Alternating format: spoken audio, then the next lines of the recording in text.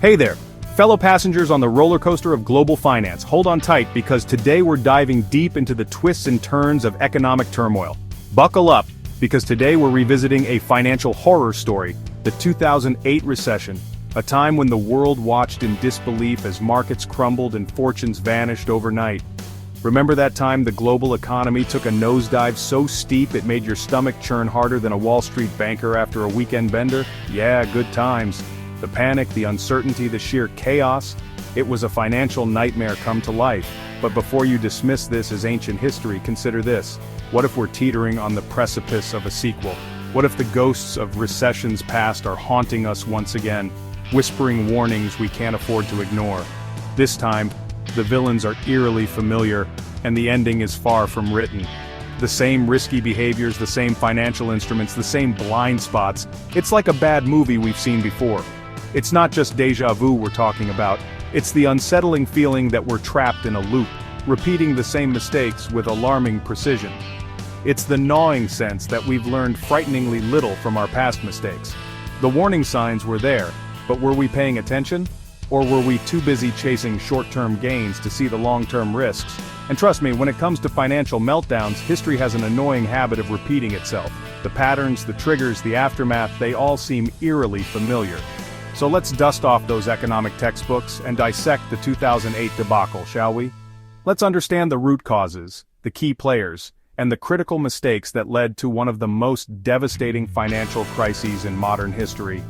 Because understanding how we got here might just be the key to avoiding a repeat performance. By learning from the past, we can better navigate the future and hopefully steer clear of another economic disaster. Picture this, it's the mid-2000s, the economy is booming, stock markets are hitting record highs, and consumer confidence is through the roof. People are spending money like there's no tomorrow. Everyone's buying houses they can't afford with money they don't have, all thanks to these magical things called subprime mortgages. These loans were designed for people with poor credit histories, making homeownership seem like a dream come true. Think of them like those questionable gas station burritos. They seem like a good idea at the time, but they always come back to bite you. The allure of owning a home was too strong and people ignored the risks. See, banks were handing out these subprime loans like candy on Halloween, knowing full well that many borrowers were one missed paycheck away from default. It was a ticking time bomb waiting to explode. But hey, who cares about risk when you can bundle these toxic loans into complex financial instruments and sell them off to unsuspecting investors, right? These bundles were sold as safe investments, but they were anything but. Enter the villains of our story: mortgage-backed securities, credit default swaps, and a whole cast of financial derivatives with names more confusing than a Donald Trump tweet. These instruments were supposed to spread risk, but they did the opposite. These instruments, meant to spread risk, instead amplified it, creating a financial house of cards held together by duct tape and blind optimism. The entire system was fragile, and it was only a matter of time before it all came crashing down. Add to that a hearty dose of deregulation, because who needs guardrails when you're on a runaway train, right? And you've got yourself a recipe for disaster. The lack of oversight allowed risky behaviors to flourish, setting the stage for the inevitable collapse. As with all good disaster movies, it started with a tremor, a few cracks in the foundation.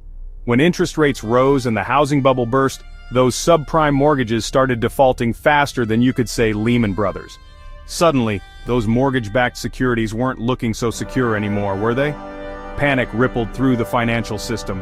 Banks, over-leveraged and interconnected like teenagers on social media, began to crumble. Credit markets froze, businesses couldn't get loans, and the global economy spiraled into recession faster than you could say quantitative easing. Remember that game Jenga? Imagine that, but instead of wooden blocks, it's the entire global financial system. And instead of carefully removing pieces, everyone's just yanking them out willy-nilly. Yeah, that's what happened. Section 4, counting the casualties, banks caught in the crossfire. Now let's talk casualties, shall we? Because no financial crisis is complete without a good old-fashioned bank run. Between 2008 and 2012, a staggering 465 banks went belly up.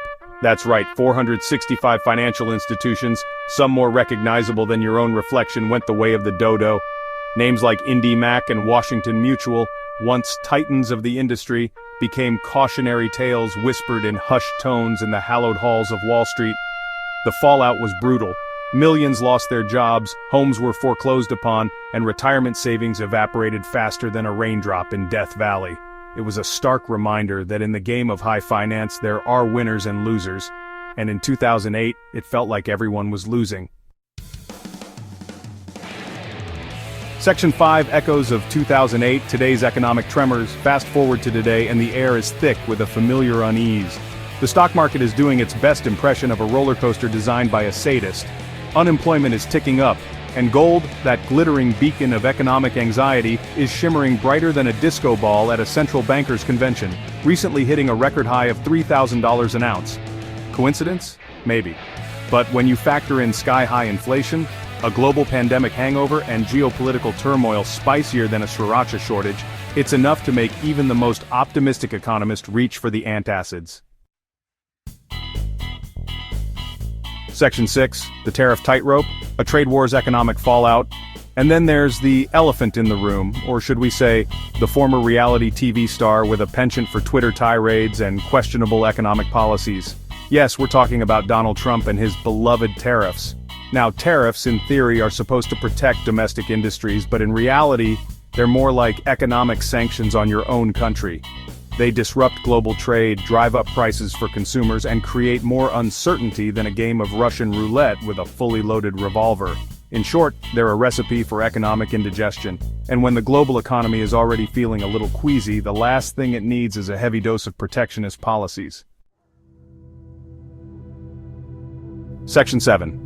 Weathering the Storm, a Recession Survival Guide. In this chapter, we will explore practical steps and strategies to help you navigate through the turbulent waters of a recession. So, are we hurtling towards another 2008? The financial landscape is ever-changing, and while history often repeats itself, each economic downturn has its own unique characteristics. The truth is, no one knows for sure. Predicting the exact timing and impact of a recession is like trying to forecast the weather months in advance. It's uncertain and often unpredictable. But just like that suspicious-looking milk in the back of your fridge, it's better to err on the side of caution. Taking proactive steps now can save you from potential financial spoilage later. So, what can you, the average person just trying to navigate this financial minefield, do? The key is to be prepared and make informed decisions. First, build yourself an emergency fund. This fund should be easily accessible and cover at least 3 to 6 months of living expenses, though aiming for a year is even better. Think of it as your financial life raft, capable of keeping you afloat for at least 6 months to a year, should the economic tides turn. This cushion can provide peace of mind and stability during uncertain times. Next, diversify your investments like a hipster choosing a craft beer. Spread the risk, explore different asset classes, and don't put all your eggs in one basket, especially if that basket is woven from subprime mortgages. Diversification can help mitigate losses and provide more balanced growth. Finally, stay informed. Knowledge is your best defense against financial uncertainty. Read beyond the headlines, educate yourself about personal finance, and for goodness sake, talk to a financial advisor if you're feeling lost. They can provide personalized advice tailored to your specific situation. Remember, knowledge is power, especially when it comes to protecting your financial well-being. The more you know, the better decisions you can make. The future may be uncertain, but one thing's for sure, the more prepared you are, the better equipped you'll be to weather any economic storm. Stay vigilant, stay informed, and take proactive steps to safeguard your financial future.